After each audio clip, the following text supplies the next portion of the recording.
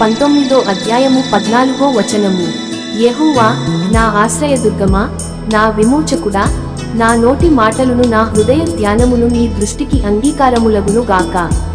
Psalm chapter 19 verse 14. Let the words of my mouth and the meditation of my heart be acceptable in thy sight, O Lord, my strength and my redeemer.